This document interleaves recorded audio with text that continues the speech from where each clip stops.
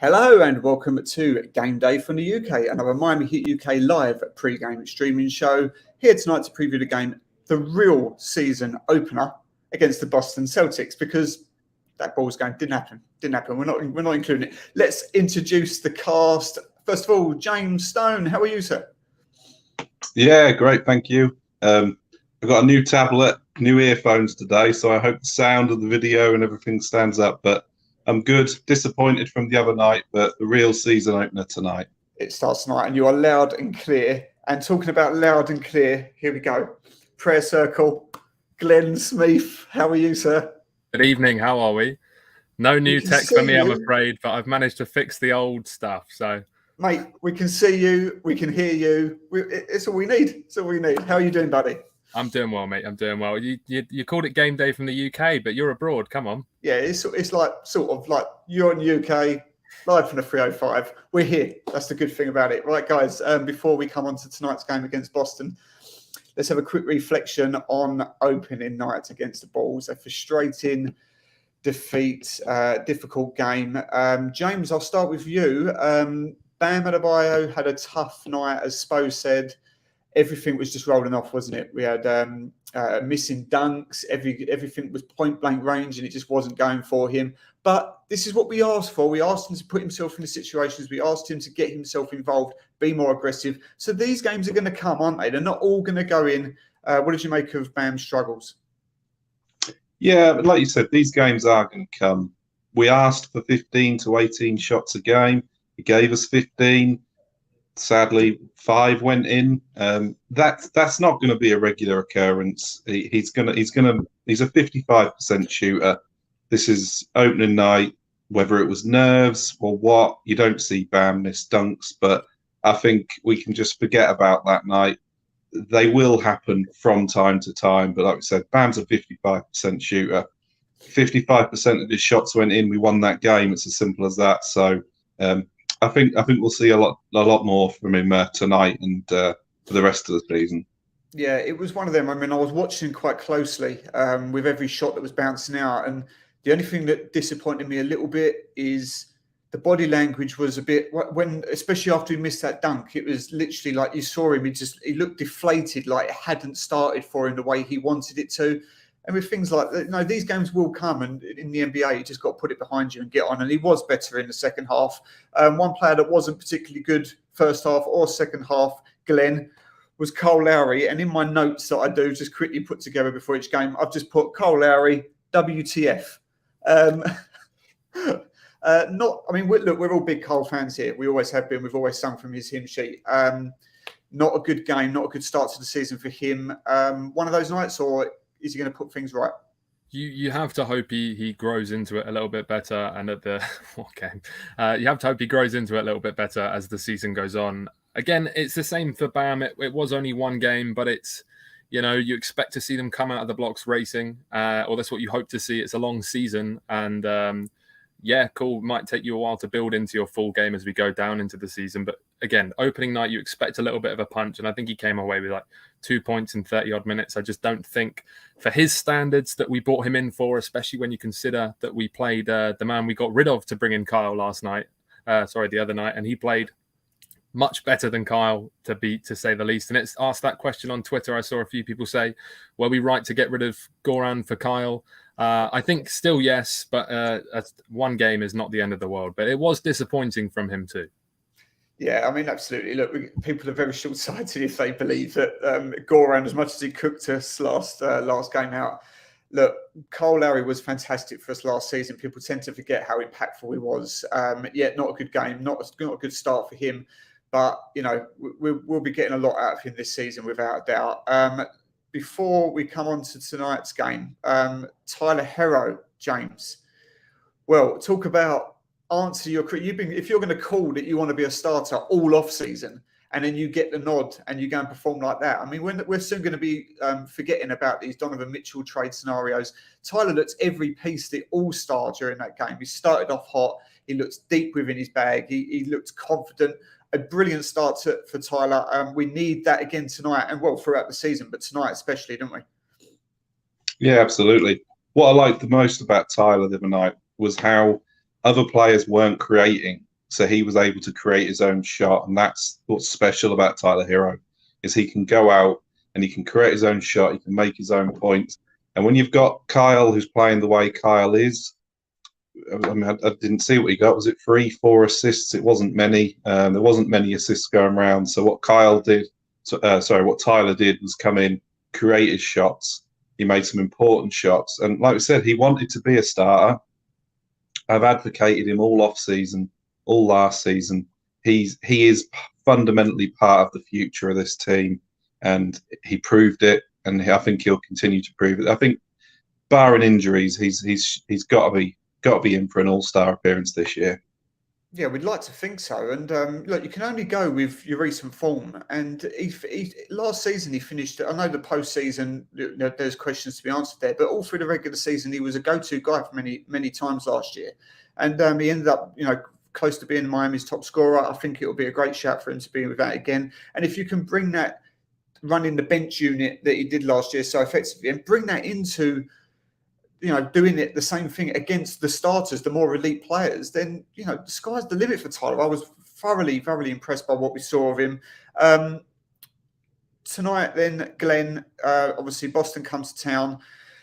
Before we get onto it massively, one thing that I was a little bit disappointed with was some of the in-game management for the last game. I think Spo was a little bit late in some of his in-game adjustments. I thought he brought the starters back, Jimmy especially, far too late.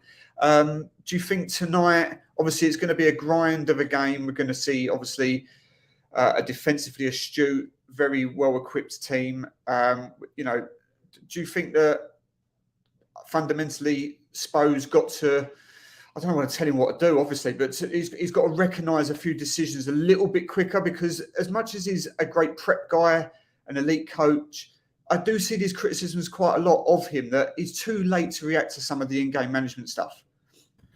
I think there'll be a lot of pressure after, again, it's only the first game out, as we say, but traditionally in the last few years, especially, Boston has also been a bit more of a rival team for us. So it will be a negative look if it's, again, such mishaps of bringing people in at the wrong time and we really underperform against Boston tonight. We really need to go out and make a stamp and make them look bad themselves, to be honest, let alone make ourselves look good.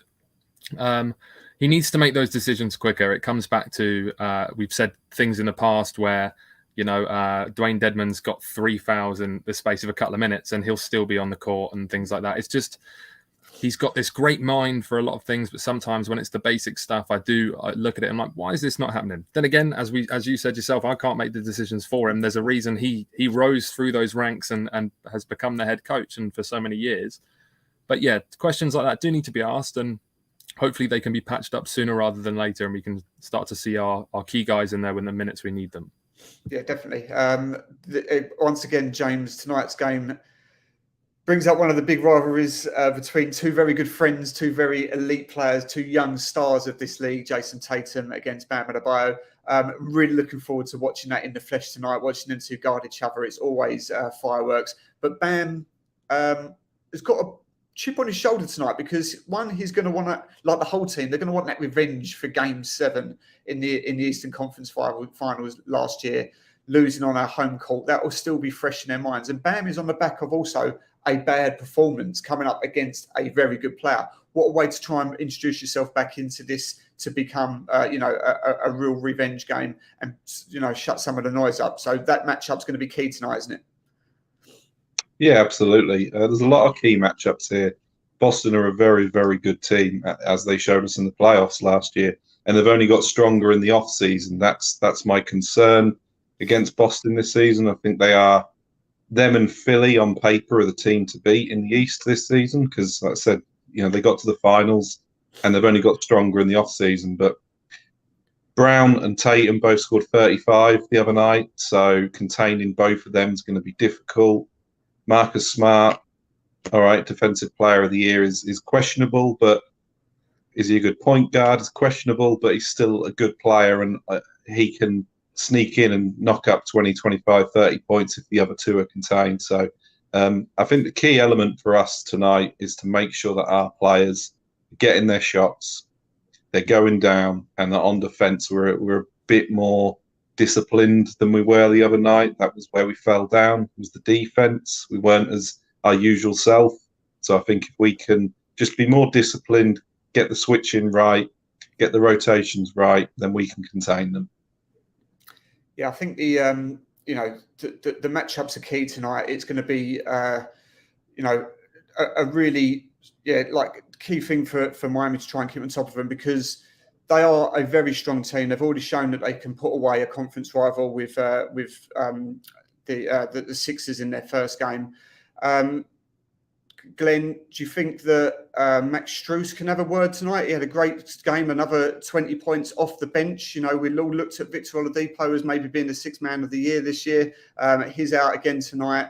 But Max Strus came in and done a great job tonight. I think that Miami's going to be playing probably quite heavy starter minutes tonight, but Max is going to get a lot of the play. Do you think that he could have a key role tonight? Well, it's interesting coming off the back of talking about Tyler Hero's move up to the starting lineup, and you did wonder where that void would come from scoring-wise. And whilst Max is by no means the same shot creator himself that Tyler is, and can no means make his own offense as much, the fact that he was able to come in off the bench and be so clinical with his shooting and really keep that second unit moving along. He has a very key part to play this season, especially for him. He might be a bit disappointed with dropping down, but for an undrafted guy such as himself, I'm sure he's just, as we've seen in the mic'd up video, just thrilled to be there and really put his heart and soul on the line. And again, having Max out of the starting lineup tonight is going to be an interesting one to see how Caleb can step up with those switches. They're a big team tonight with Brown and Tatum. So whilst Bam can easily switch onto those guys, it might be a bit of a trouble switching the other way for him. So I'm sure we'll end up coming out with the same five, and I'm sure Max will impact when he's on the floor. But it, again, ask questions of that power forward spot going forward if we get absolutely ruined tonight by those two. Yeah, and I think tip of the hat as well to Caleb, because I thought he was excellent in his first showing there at the 4 position. Encouraging signs for that. But yeah, I totally agree with you with what you said with Max. He lost his spot. He was the starter for the back end of last season. Took it on the chin, has come back and put in a great performance. So we look forward to much more of that. James, turnovers was a key problem for in the game against the Bulls. 19 of them, many of them in the second half, many of them at key areas as well. And we're against this is against the Bulls. That was against the Bulls team that were missing their max all-star player in Zach LaVine. Tonight, we're not going to be able to do that, are we? I mean, but you always sort of say you don't want to see any more than 15 turnovers a game. But even against the good teams, we've got to look after the rock. Key point for tonight, if we're going to look after this game, if we're going to get this W, if we're going to get it over the line, we've got to see some shots go in. We've got to be a bit more aggressive. We've got to be a bit less sloppy with the ball. Yeah, absolutely. I think the turnovers, I'm not as down on turnovers as long as they're turnovers when you're trying to be creative. Turnovers where you're trying to push, you're trying to drive, and you lose it, I'll accept that. Against the Bulls, there was too many sloppy turnovers, really silly passes, people just silliness, lack of discipline. That's what let us down. I think there's a video that's going around Twitter at the minute about Kyle where he dribbled it off his foot. And then they went up the other end and scored by the time Kyle had even got back into our half. It's things like that are disappointing. So, yeah, we need to keep the turnovers to a minimum, but they will happen. But if they happen in the right areas, it's acceptable. I think the key for tonight is going to be the 3-point shooting, which is where Max is going to come in. If he can continue to be that clinical, is it 5 from 7 against the Bulls? If he can deliver something like that again, Tyler was good. Caleb can maybe hit a couple. Gabe can come on and hit a couple, and then Jimmy will maybe knock him a 1 or 2, and Kyle Lowry could be key with a couple. But we saw it in the playoffs a lot. It was 3-point after 3-point exchanging during some of them playoff games, and that's going to be our key. I think whoever has the highest 3-point average tonight is going to come away with the victory. I think that's probably a pretty fair analysis, and I don't think we shot the 3 even close to being enough against the Bulls. In fact, I was thinking that about sort of early in on the fourth quarter, and I thought we don't seem to have been letting it fly beyond the arc a lot. And I looked up at the scoreboard and the statistics, and they were showing that I think we'd only shot about 19 threes compared to their sort of 30 something, I think it was, and yet we were shooting 42% at that point as well. So yeah, I think that's a key thing to highlight. One other key thing to highlight, Glenn. We are being refereed by Scott Foster tonight. Shout out to Sean Rochester at 5 Reasons, who have said that the Celtics have a 16-6 record since 2019 when refereed by the Scott Foster team. So it's not going to be my fault tonight, is it? That doesn't bode well, though, does it, for Miami? I don't know, mate. I still think you rocking up over there, bringing the rubbish weather. No, I think the referee situation has always been an interesting one to me in all sports, because whatever you look at it, there always seems to be, whether it's football, basketball, there always seems to be these niggly referees that just don't seem to like a team. And from personal experience, whenever I've watched Scott Foster's team referee, you always get an inkling of any other game that might just have gone the other way, but always seems to go against us with him. But you can't pick those sorts of holes. Again, at the end of the day, it's funny to make a joke of over Twitter and stuff like that. And don't get me wrong, if there's any blindingly obvious things go wrong, we'll all be first to pick on him. But at the end of the day, it's Miami Heat to beat themselves tonight if we lose. So we can't go blaming Scott and we can't go blaming yourself, mate. Don't worry. I need to blame someone, man, because I get a lot of heat from the record, my terrible record when watching Miami live. So, yeah, we'll keep an eye on that one. It'll be interesting. I'm up in the 300 level tonight, so not close enough really to just shout abuse at Scott Foster, but I'll do my best anyway. All right, guys, let's round up then with some predictions. Look, Miami had a bad game. Very unlike Miami Heat performance. They was poor defensively. Didn't shoot well, sloppy with the ball, as we've just covered. But when we see games like that, we normally bounce back pretty well. The guys address the issues and they get back on form. James, get us going, mate. What's going to happen with the game tonight? Well, I think we played okay against the Bulls for 3 quarters and then kind of let it go in the 4th. So if we can maintain the pace for all 4 quarters, I think this is going to be a really close game. As I said before, I think it's going to come down to whoever shoots the 3 the best is going to win tonight. I have to go with Miami. I have to, but it's going to be very, very, very close.